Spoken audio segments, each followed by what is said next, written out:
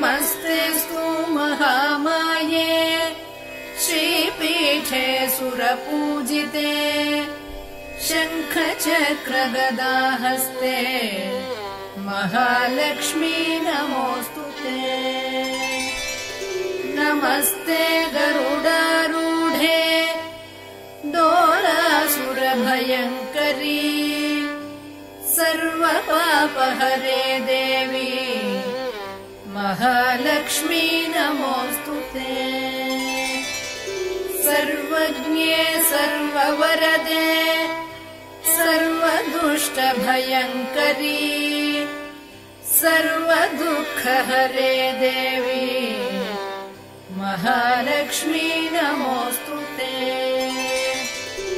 सिद्धिबुद्धिप्रदे देवी भुक्तिमुक्तिप्रदायिनी मन्त्रमूर्ते सदा देवी महालक्ष्मी नमोऽस्तु ते।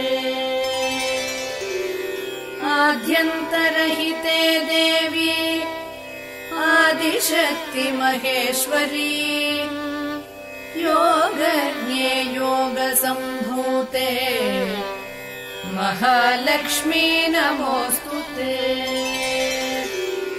स्थूलसूक्ष्ममहारौद्रे महाशक्ति महोदरे महापापहरे देवी महालक्ष्मी नमोऽस्तु ते।